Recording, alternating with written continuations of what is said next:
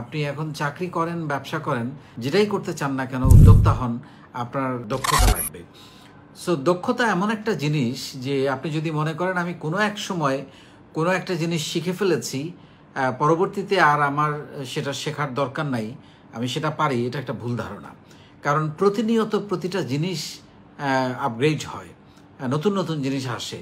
So আপনাকে নতুন নতুন জিনিস আসে মানে আপনাকে নতুন নতুন জিনিস শিখতে হবে। তার মানে আপনার এন্টায়ার ক্যারিয়ার লাইফে আপনাকে প্রতিনিয়ত আপনাকে শিখতে হবে, প্রশিক্ষণ নিতে হবে।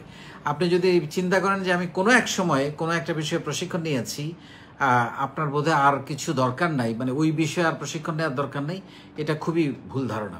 আমি যদি একটা উদাহরণ দেই, আমরা এক সময় কলেজে বা ইউনিভার্সিটি লাইফে আমরা যখন পাওয়ার পয়েন্ট শিখেছি, আজকে চিন্তা করেন পাওয়ার পয়েন্টের কত রকমের নতুন নতুন ফিচার এসছে।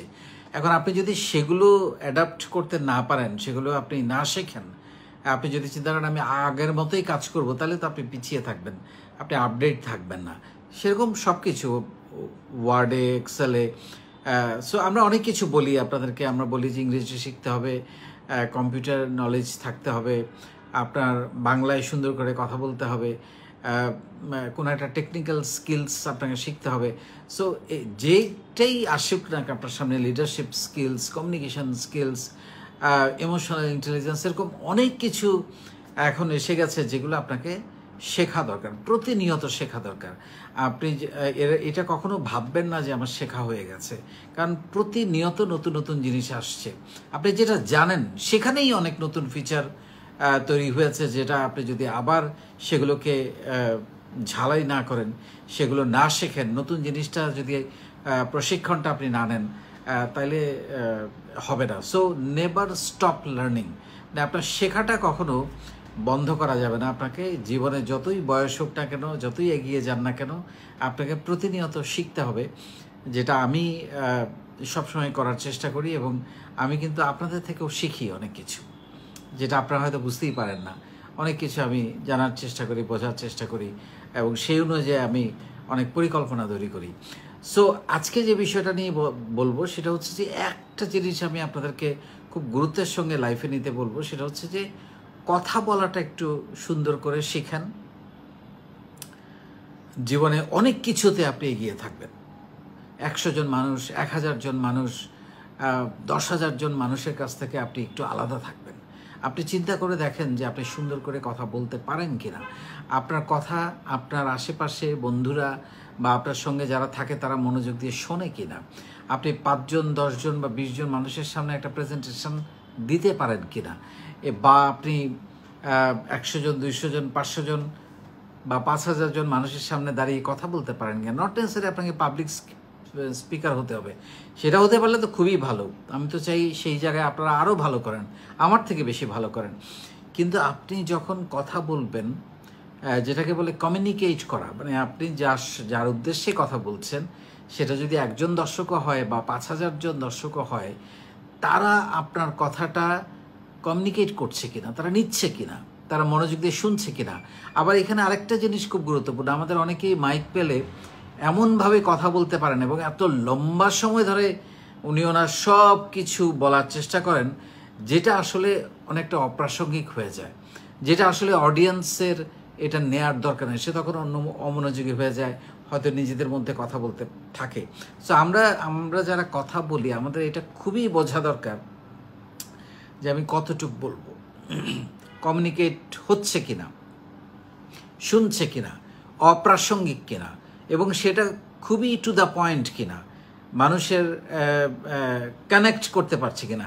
কানেক্টিভিটি যদি সরে যায়, আপনার তখনই কথা বন্ধ করে দেওয়া উচিত।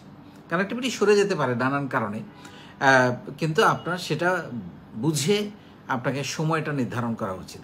আপনি যদি এমনভাবে কথা বলতে থাকেন 40 মিনিট, 50 মিনিট, 1 ঘন্টা, যেটা খুবই বিরক্তির কারণ তৈরি করছে, দেখবেন যে পেছনে অডিয়েন্স আর নাই। হ্যাঁ, সো এইটা যেন না হয়। সো সেই জন্য আমি বলবো যে কথা বলাটা একটা আর্ট, একটা সৌন্দর্য, একটা গুণ, একটা স্কিলস, এবং একটা বিশেষ বিশেষ আমি বলবো যোগ্যতা একটা মানুষের। সেটা ছেলে হোক বা মেয়ে হোক।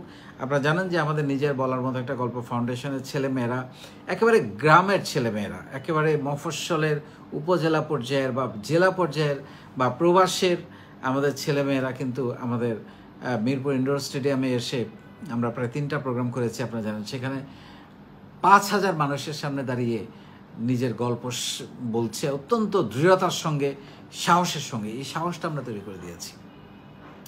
এবং এটা তৈরি হয়েছে কিভাবে? আমরা এখানে কথা বলার জড়তা কাটানোর জন্য 30 দিনের কর্মশালা আমরা তাদেরকে দেই এবং সেটা তারা প্রতিনিয়ত করে। এবং আরেকটা ঘটনা ঘটে যেটা বাংলাদেশে এই প্রথম, এটা বাংলাদেশের কোনো উদ্যোক্তা সংগঠনে বা কোথাও কোনো ভলেন্টিয়ার সংগঠনে এটা নাই, যেটা আমরা স্টাবলিশ করেছি যে বাংলাদেশের 64 জেলায় এবং বিশ্বের প্রায় 30টারও বেশি দেশে প্রতিদিন সন্ধ্যায় আমাদের সেশন, যে প্রতিদিন আমি 90 দিনের যে বিনামূল্যে সেশনগুলো দেই, যেটা দিয়ে আজকে 23 নাম্বার ব্যাচ চলছে, এই সেশন ধারাবাহিকভাবে। এবং আপনারা জানেন যে আমরা ইতিমধ্যে ওয়ার্ল্ড রেকর্ড করেছি 2000 দিন টানা প্রশিক্ষণ দিয়ে। সো এই সেশনগুলো তারা সন্ধ্যার সময় প্রতিদিন বা রাতে সেগুলো নিয়ে অ্যানালাইসিস করে, চর্চা করে। এর মধ্য দিয়ে যেটা হয়, ওর কথা বলার জড়তা কেটে যায়, তার সাহস বৃদ্ধি পায়, কনফিডেন্স বৃদ্ধি পায়, সে গুছিয়ে কথা বলা শেখে, ভয় কেটে যায়। সো এইটা খুবই গুরুত্বপূর্ণ। সো আমি সেই জন্য বলবো সবাইকে, আপনারা যারা দেখছেন বা পরবর্তীতে দেখবেন, আপনি এইখান থেকে হোক, আমাদের ফাউন্ডেশন থেকে হোক, বা যেখান থেকেই হোক, বা কোথাও কোর্স করে হোক, কথা বলাটা আপনি শেখেন এবং প্র্যাকটিস করেন। আপনি এটা কিন্তু practice practice practice and practice.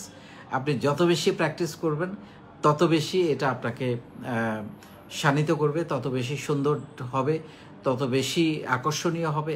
এবং আপনি নর্মসগুলো জানবেন, টেকনিকগুলো জানবেন, সময়টা নির্ধারণ করতে পারবেন, তাতে করে আপনার এই জিনিসটা অনেক বেশি আকর্ষণীয় হবে। সো এইটা যদি আপনি রপ্ত করতে পারেন, আপনি আপনার এগিয়ে যাওয়ার পথটা অনেক সহজ হয়ে যাবে। আর অন্য যে স্কিলসগুলো আছে, লিডারশিপ বলেন, উদ্যোক্তা হওয়া বলেন, তারপরে আপনার কমিউনিকেশন বলেন, সেগুলো তো আপনি এগিয়ে থাকবেন।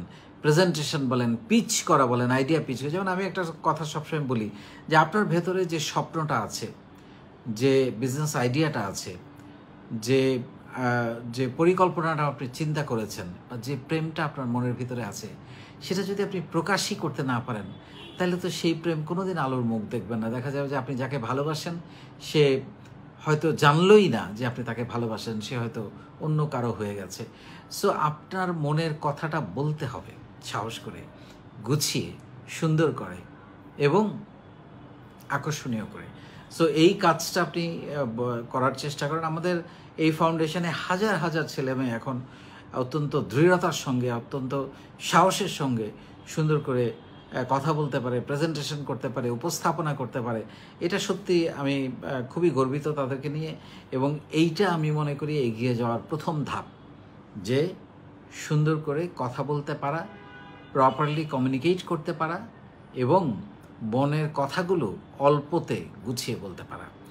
তখন প্রথমে হয়তো মনে হবে আপনি বলতে চাচ্ছেন, কেউ কেউ আপনার কথা শুনে হাসাহাসি করবে, ভুল ধরবে, এটা করবে। যদিও আমাদের এখানে এটা হয় না, সবাই একটু সাহস দেওয়ার চেষ্টা করে। কিন্তু যদি এটা তারা করতে দেন, তারাই একদিন আপনার জন্য তালি দেবে।